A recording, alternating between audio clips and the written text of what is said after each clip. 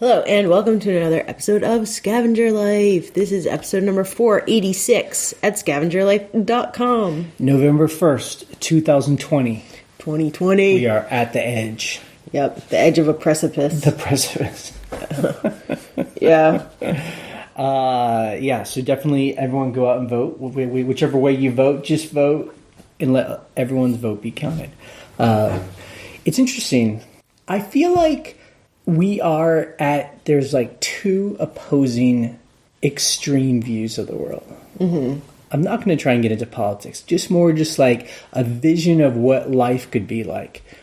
I feel like on one hand, there's like the Mad Max view of the world, just where every man for himself, little small groups of people, gunned up to the, hilt, mm-hmm. Desperation. Only the powerful survive.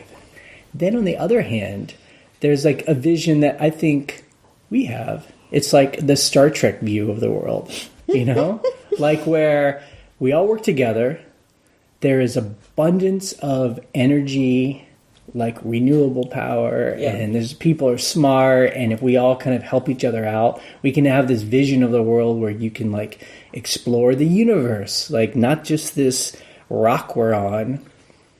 A rock that I like very much. There is plenty to go around, and if we're not all fighting over scraps, then we can all just pursue our interests for our lifetime. Shared resources. Instead of having to be like focus on wasting all your time and energy trying to make a couple bucks to buy some frozen chicken, you could actually focus on doing what you love to do, which might be whatever, which might be not what you're doing now. Electrical engineering, or your love to woodwork, or, I don't know.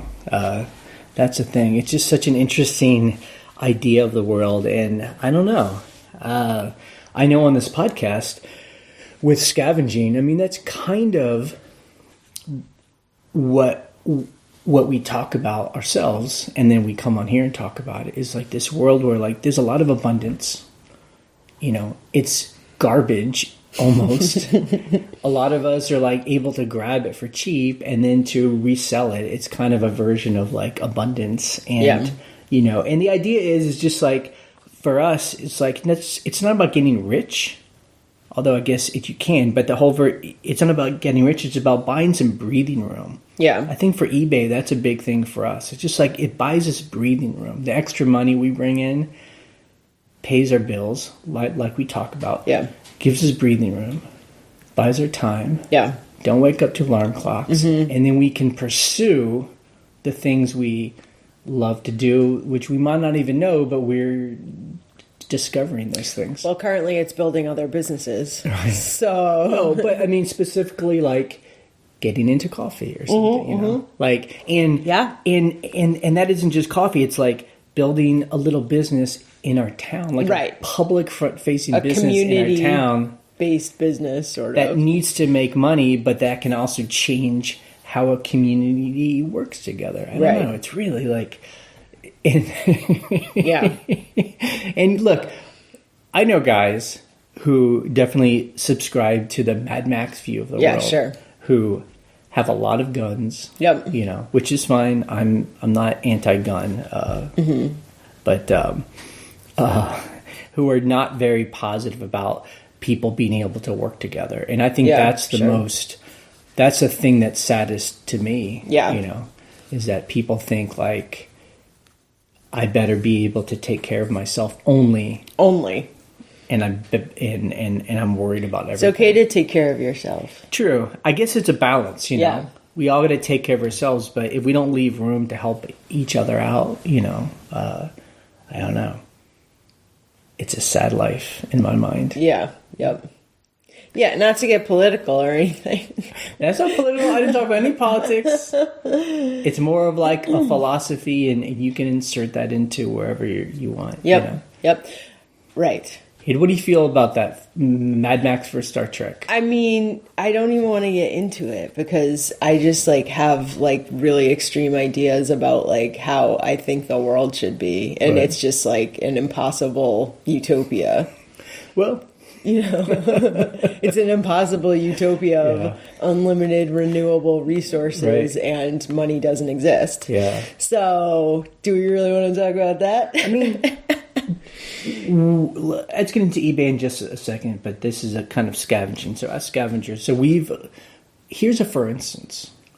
We have looked into solar power for our house. Yes. Right? Yes. And what's interesting to me is you cannot get as many solar panels as you want on your house and generate like a lot of energy and sell it back and make money. No. Because like as a scavenger, I actually thought for a while like that would be possible. Like we have a big roof. Yeah. South facing. It's a small house, but it's actually a big roof. It's south facing. Yeah. I bet we could generate a lot of power. We don't use a lot of power. Right. So I was thinking, it's almost like an investment, and we could like sell power back and make some make some money on your investment. Oh, summer child, that's not true. So what happens is that the power companies come out and they see how much power we consume. Right. And they'll only let you put as many panels as we consume, and they don't want extra power. Yeah, they don't want to buy your power. Because there's this notion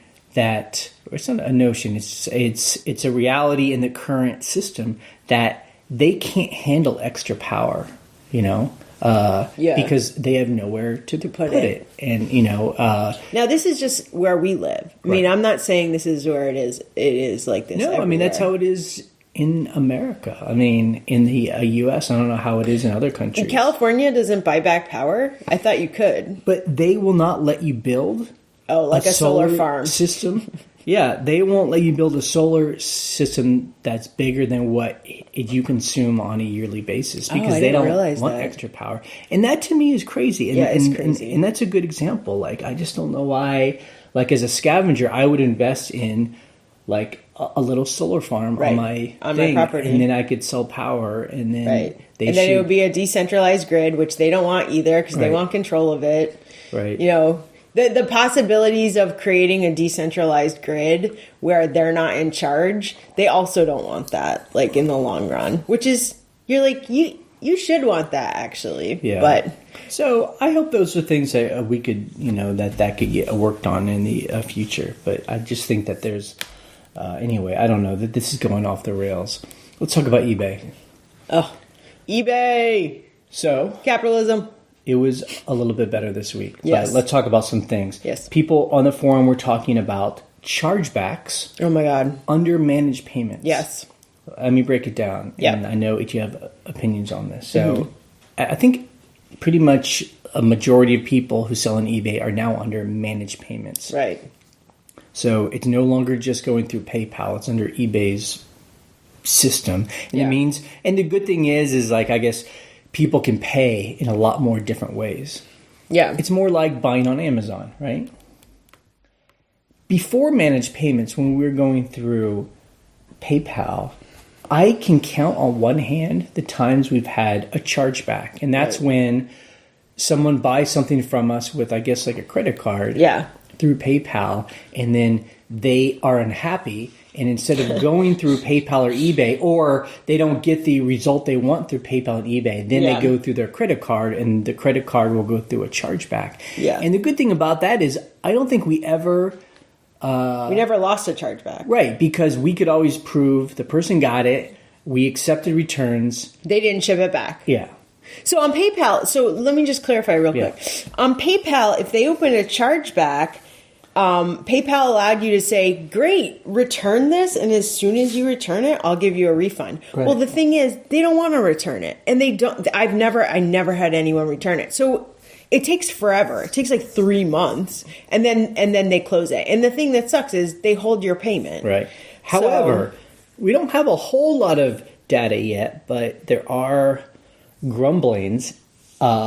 Since being in managed payments, people are noticing more chargebacks. Like we actually got a chargeback. And, I don't know if there's going to be more chargebacks under managed payments. The issue I have is with how eBay is handling it. Yeah. What eBay says is, we have nothing to do with this. Someone paid with a credit card.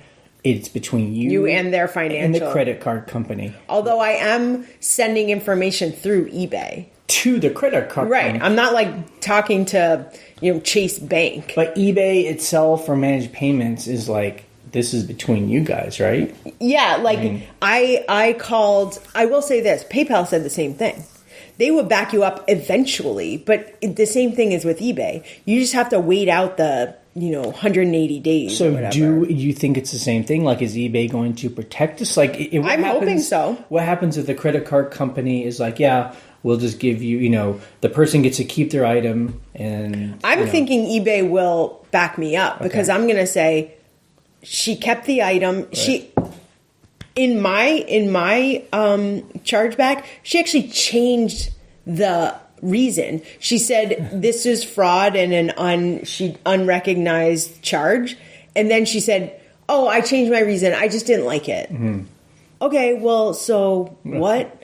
So I'm hoping they will back me up, but now when you say back you up, if the credit card company goes against us and she keeps the item, are you thinking eBay will just give you a money as a? It's not that courtesy? It's not that she keeps the item. She keeps the item and she gets her money back. So is a result that you think eBay will then just give you your money? So eBay they eats should. It Yes, as they absolutely should. That's seller protection. That's what they told me on the phone. Okay, I called them and asked them, but they're like, "This could take half a year," and you're like, "Great." So I'm sitting on $125, being held for half a year. Yeah. Okay. Well, that's interesting. I just hope it's a coincidence and not going to be a pattern, but we will see. I've only had one. The only other thing, someone had a hypothesis that it could be with managed payments, it's kind of opened up the buying pool. So it's not just people that buy on eBay through PayPal. Yeah. It's now just like random people. And they're just putting their credit card in, which is good. Yeah, we want that. We want it to be more seamless to buy things on eBay, but then they don't understand the system of eBay, so they just go through their credit card company because, I don't know. Maybe they do. I'm sure that people do that on Amazon all the time. Yeah. The funny thing about Amazon, just a real quick aside, is when you buy something on Amazon, you buy like 5 things on Amazon. What I see also is like different payments. Say you spent $100. It'll be like $30, $15 charged. And I bet you on Amazon, people are like, I don't recognize this. I spent $100 the other day. So I wonder, I don't know. I wonder if that happens on eBay too, where they're just like, oh, I don't know what this was. Charge back, like immediate, not paying attention. And like you said, it's a wider pool of people that like aren't paying with, like you said this on our bank because it's not through PayPal and you're not like, this is the item you bought on PayPal. It's like just a generic eBay charge, and you're like, what is that? And I'm like, well, it was something I bought on eBay, for the office supplies. Right. And it doesn't tell me. It doesn't tell you what it is. Kind of parallel to that with eBay and Amazon. We have a very good friend. Hi, Jen. We were, talking about on the podcast how eBay stripped out the price of items. Yes. On like questions or offers. Right. The original price and stuff. And so when someone makes an offer, you have to actually click through and see what the item's priced at. So then you can figure out, like if you want to accept her counter offer. She pointed out that Amazon has done the same thing. And it's true. Like when I've been buying some things on Amazon recently. What are you buying on Amazon? I get a message that says I bought something. Yeah. It does not say what and how much. And again, she works in the industry. Tech industry. She's an industry insider. Yes. I don't know if she really knows this or if it's more of a hypothesis, but she says it's because companies are worried about search engines like Google. Yeah, like your Gmail. So those things are coming into my email. Right. And Google is reading that stuff and somehow collecting that data and then like you bought this for this much. I don't... Like this is what you buy all the time for this much. But it is interesting that it kind of happened at the same time. So I'm not exactly sure why. Yeah, right. So I mean, when you say companies are worried, so Amazon is worried or eBay is like trying to hide data? I don't quite understand, but I guess in this world now where data is the currency of the world, that now it's about controlling who has the data. Yeah, so, that's interesting. Yeah. Like Amazon doesn't want Google to have their data through Gmail. I guess, or yeah. I don't Microsoft quite, or but whatever. yeah. I mean, there's no conspiracy theory here. It's just interesting that Amazon and eBay started doing it. It seems like at the same time. Yeah, So I don't know. I definitely noticed that. So I'm not sure. I would love to know if anyone else has heard anything. Yeah. Okay, so this week for us on eBay was a little bit better. Yes, We made $1,218.99, not including shipping. not including Yeah, shipping. We sold 33 items. Like last week, we made like $870, so it's good. And if you actually compare those two, it's about $1,000 average. So it's like the $1,000. it is what we said, right? to make. That's $1,000. That's Yeah, funny. it felt better this week. Yeah. Nice thing is this morning, which does not count for the week. Like eBay's week It's is next week. Is Sunday to Saturday. Yeah, Sunday to Sunday, or it's Sunday to Saturday. Sunday to sorry. Saturday. So that's 7 days. Yeah, we've sold like $500 just today on 2 really high price items. Yeah. But We're not we allowed won't to talk about that tonight. those. Okay, so things we sold this week. I like to talk about the random stuff. Yeah. Bongo drums. Oh man. We got these 2 sets of bongo drums. One is plastic, like almost toy drums, and the other is wood, like made in Mexico, probably from the 50s or 60s. And, I'm like, these are okay. They're stained and whatever. I'm looking at solds and I'm like, over $100 easy for these. So I put them up for like $125. Our store's on sale. They sold for $110. Yep. I'm like, that's a great sale on something I just thought was like, junky little thing. We sold this vintage turtle clock. Oh, it's like a wall clock made out of plastic. It's real colorful, and it's got like a turtle. Sorry, my cat is attacking me. Get off of me. But he's so cute. Yeah, it's basically like a 1960s, 1970s New Haven clock. I thought it would be a slam dunk. Me too. I thought it would be a home run. I had it over $100 because I'm like, this thing's incredible. And people kept giving me this like $20 offers, and we finally just sold it for $65. Yeah. I have a bad feeling it's going to get returned. I don't know. We did test it. I got a feeling. I have that feeling with every single thing we sell. Oh, really? I'm like, they're going to return this. That's really negative. Okay, it's not. They're sales where you're like, I'm so glad to get rid of this, and then you get a return, and you're like, ugh. We also sold a set of drapes, so they were made for someone else's window. Like custom, very custom. Valances, nice balloon, we sold whatever. them for $100. Now, I'm now realizing, like, that's kind of weird that you would buy old drapes. I guess people are just buying the fabric. And they might be modifying them, right. Or so it was 3 pieces. It was like these 2 panels and like this balloon valance thing. And they might just be modifying it for a room. I'm very glad those sold. I think we had them up for like $800. Well, and I have 4. It was like $300. Oh, it was $800? No, it was like $300. I was like, that can't be right. It was for a lot of money. It's really fancy, like old designer fabric, but yeah. Anyway, so we have 4 of those. We've sold 2. We've sold 3 of them. We have 1 left. And then this thing I know Ryan loves. We have to buy appliances for our rentals. Yes. And sometimes we don't need pieces. So we sold the oven rack out of a very specific oven for $40. So there's actually 2 sales like that this week. The oven rack came out of the apartment. This oven rack was weird. So you would open the oven and it would come out. But the problem is there were 3 racks in the oven. So you actually only needed 2 of them. This rack had this weird nonstick coating on it. Right.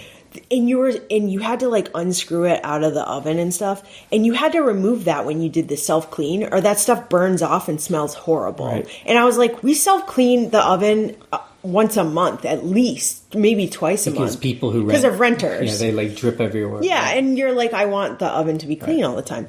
This thing would smell so bad. I was like, I'm taking this out. It had part number on it. I'm like, I'm going to sell it. So that's the first one. The second one is we bought for the roaster building for the coffee business. We bought an in-window, air conditioner. And it had these panel sides, these like accordion panel sides. And we didn't need it because the window was like the perfect size. And I sold that. I sold those for $40. Nice. Nice. Isn't that crazy? You're like, what? Yeah. But I'm like, I bet someone has this exact, window unit that someone gave them or they got on Craigslist, and they need the accordion panels. Nice sale. I think it was someone in Canada. Nice sale. Oh no, it's someone in Florida. Nice.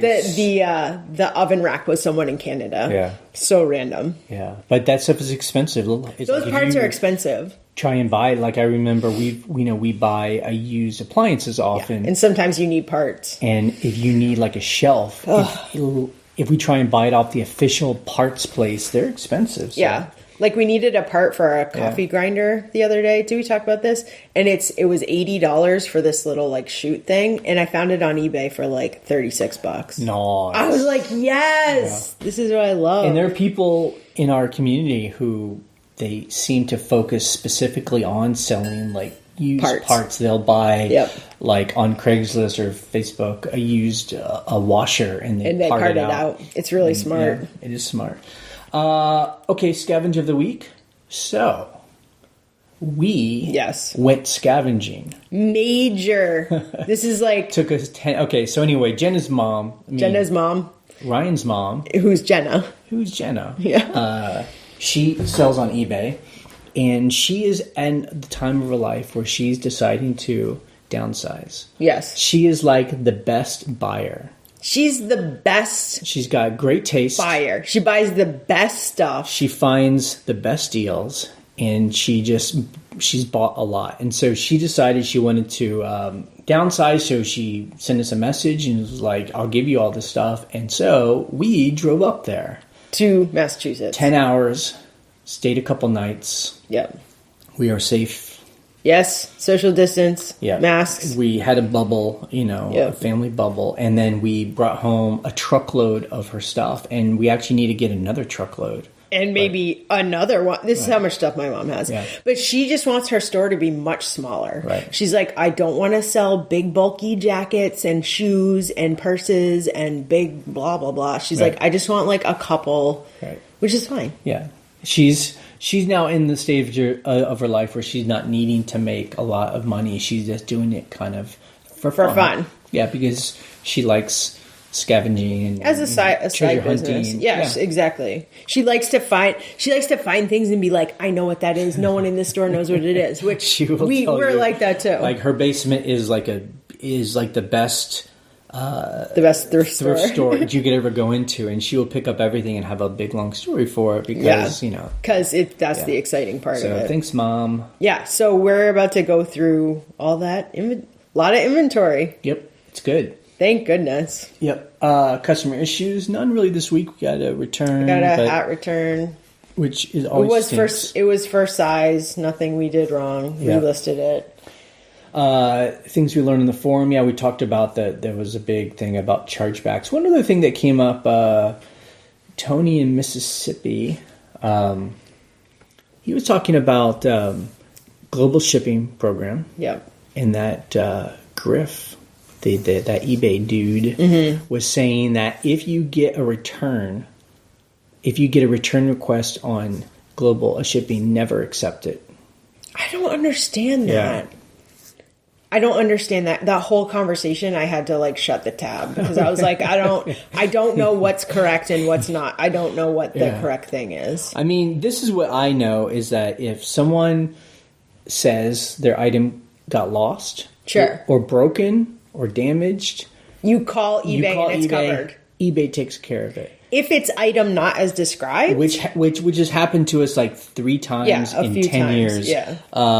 What eBay will say is you have to accept the return. That's what I've always heard. The buyer has to pay to ship it. And you have to reimburse them for that shipping. But what happens is because buyers don't want to pay to ship it to you, they usually don't. I think we might have had one buyer. I think one person shipped it back. In some country mail it back to us. So anyway, that's just what we figured out. But anyway. I don't know. It's weird to say don't accept it because every time I've called Anchor support, they're like, well, you have to accept it and then you have to reimburse them for shipping. Yeah. I'm like, this is nuts. Right. So I don't know what is correct and what isn't. Otherwise, we like global shipping. I love it. You love it. Stuff gets there so fast. Yeah. I know it's expensive for the buyer. Gets to the actual buyer or gets to the actual buyer. Good. Stuff gets there so much faster than eBay Send. eBay Send, I still have stuff that hasn't been delivered. What? This is months later. What? It's just, oh my God. It's awful. Yeah. I think eBay should get rid of eBay Send. I think it's awful. It's awful. That's my opinion. And that's through DHL. That's my professional opinion. Okay. Yeah, DHL. Yeah. Who doesn't show tracking. It's just, it's crazy. Yeah. I mean, I do agree that if eBay is going to promote a system, it needs to be consistent tracking, because that's really the key, is the tracking. Yeah, because then your sellers are like, why would I use this? Without tracking, then just send it just first class, normal. USPS. And just hopefully you roll the dice. Oh, I did want to talk about an issue that I did have on eBay. Okay. It's not necessarily a customer issue, but my mom had said a bunch of times, and I've heard this on the forum, where they'll say, oh, someone sent me a message about a sweater, which is actually what happened to me.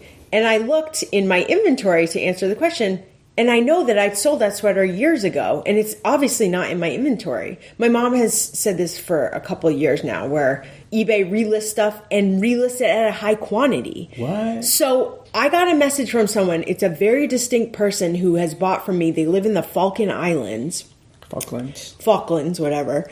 And he's like, they buy sweaters from me, very specific, like Irish or Scottish sweaters, right?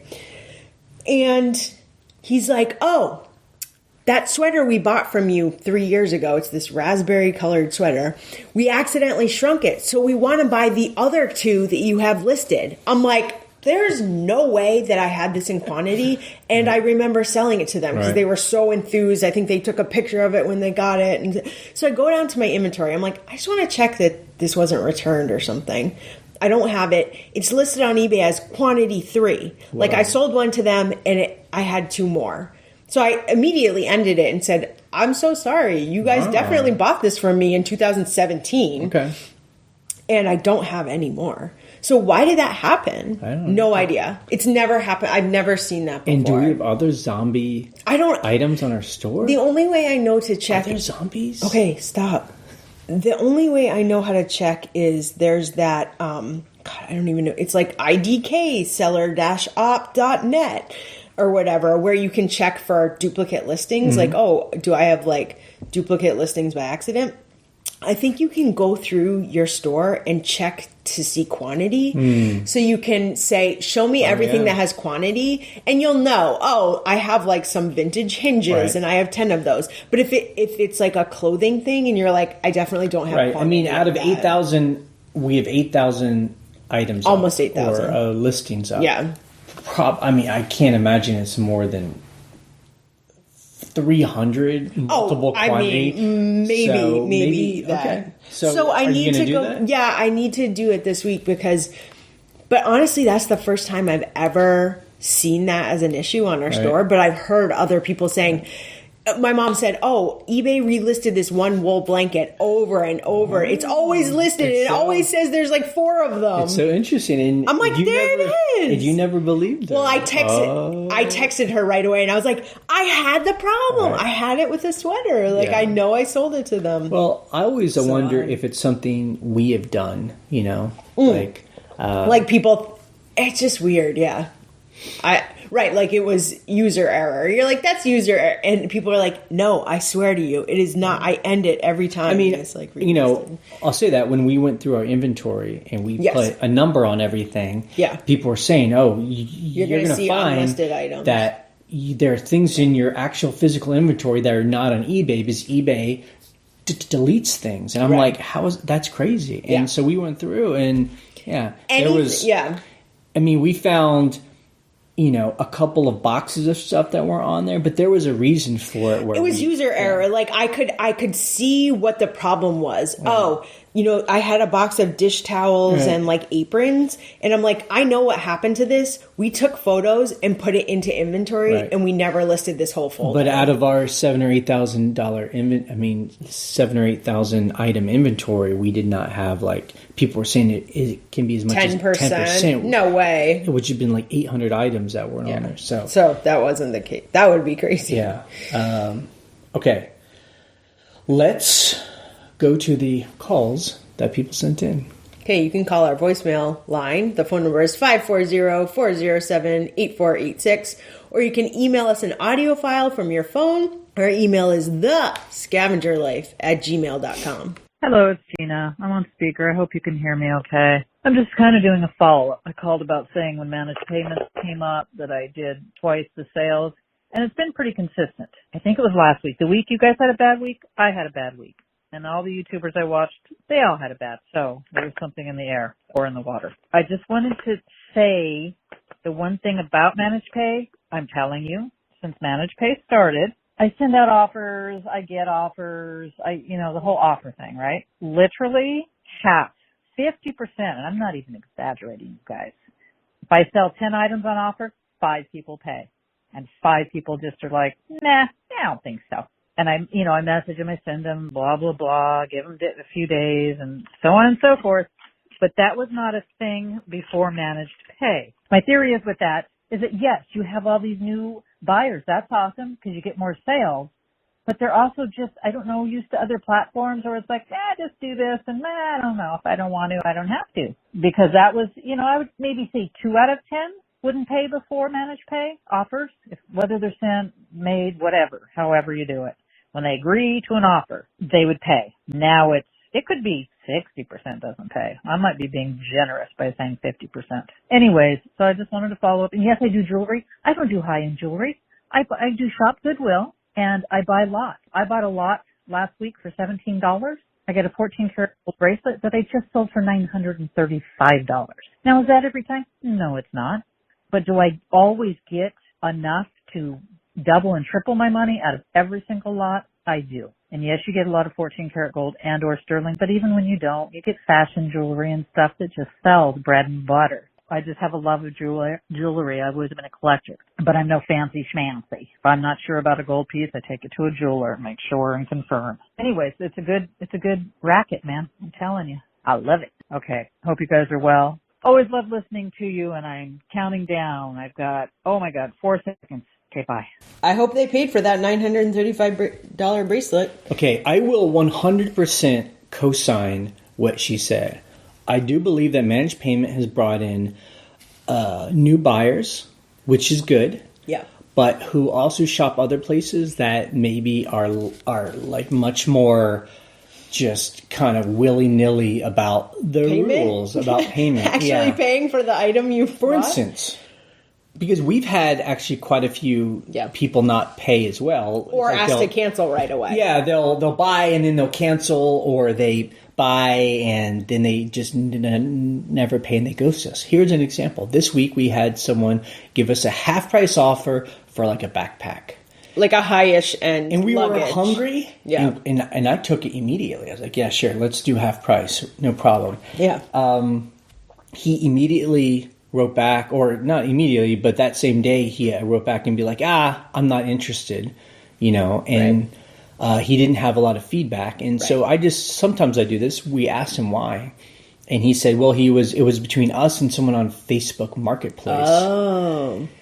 And then he gave me this story about where he was like, well, I thought you were going to haggle with me, Oh, to go back and forth on the deal? Right, but I told him, but you offered a price and I accepted, so I wasn't going to haggle up. I just, it wasn't going to go lower than $50 because... Well, maybe he thought I don't know. Anyway, but that's an example of someone that's like buying on Facebook. Right. Or eBay. Where you don't pay right away. And I feel like Facebook is more like Craigslist. Right. Where it's a lot more just kind of flaky and...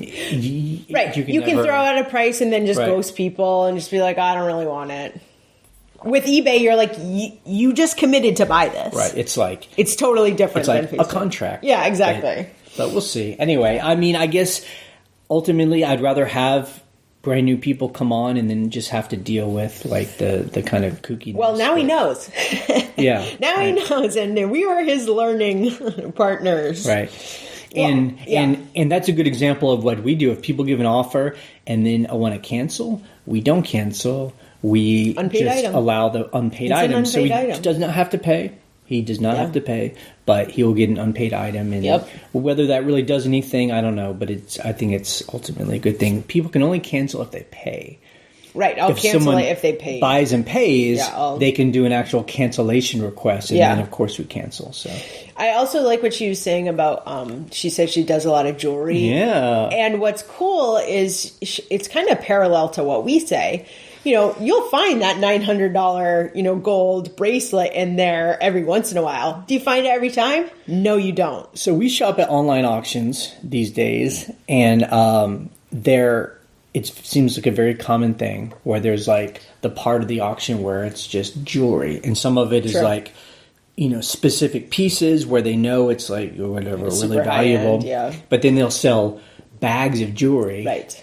And they always go high, Yeah. but not too crazy high. And then I hear stories like this, and I always wish that you would be into that stuff, because I personally am like, I don't want to go through this stuff. I don't care that much. I like jewelry. I really like doing jewelry. I think what's hard for me is if I see a gold and diamond necklace, I have to be expert enough to test it. I've done gold testing kits, like the little acid kits, and I've actually been wrong on something, or I've been not expert enough to back up my claim.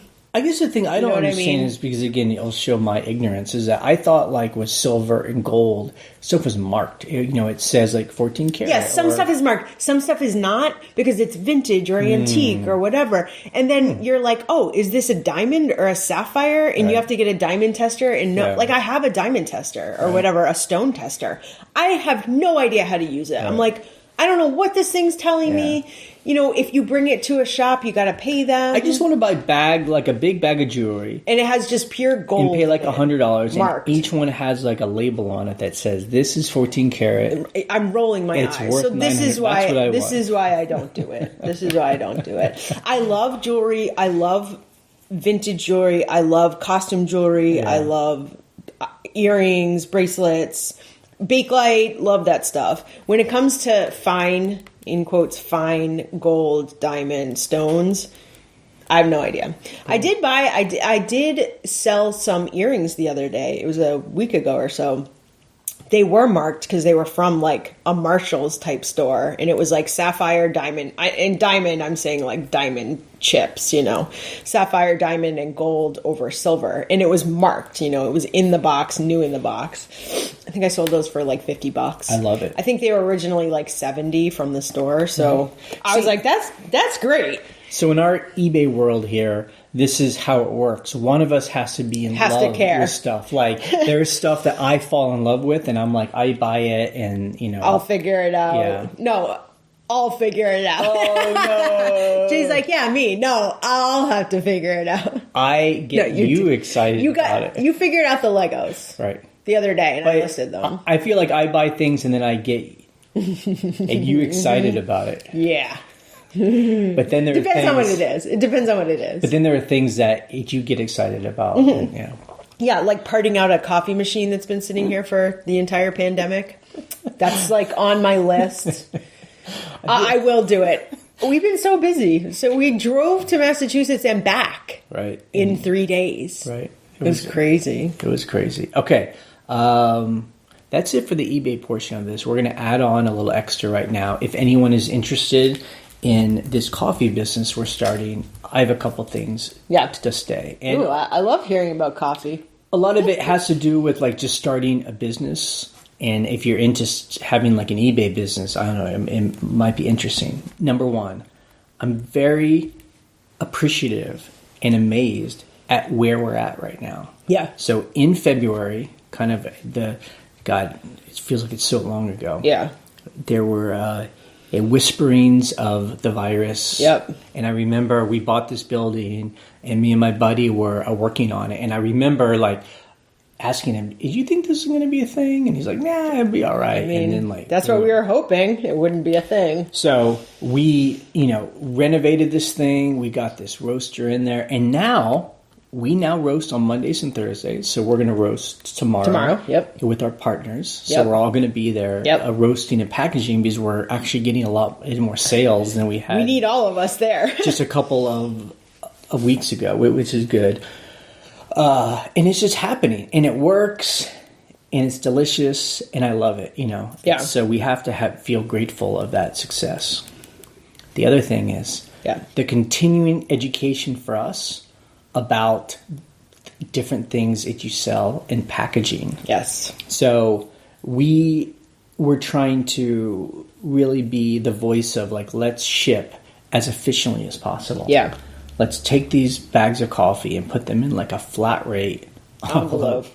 And there's like cardboard ones. Right. Because you save like 70 cents. Yeah. Per package. Right. And we had talked about how we don't charge the full amount of shipping when you buy coffee because it would just be too expensive. It's crazy. So it's like we have to eat some of that. So we do a flat rate of $6. But it was actually a Scavenger wrote to Phil and Jill, our partners, because they get the Broad Porch emails. And they were like, I got the coffee, I've been buying from you. I got the coffee. And the packaging is like not so cool. Like it comes in this cardboard thing. It gets kind of torn. The flat rate gets torn, as a lot of us probably know who ship in flat rate. And so it's an education for us. And she's right. And Phil and Jill were like, we need to like put more money and time into packaging. So that stuff is safely It delivered. feels nicer. Like you're buying like a premium product. Right. It's not like with eBay where we pack well. Yeah. We'll use recycled boxes or, like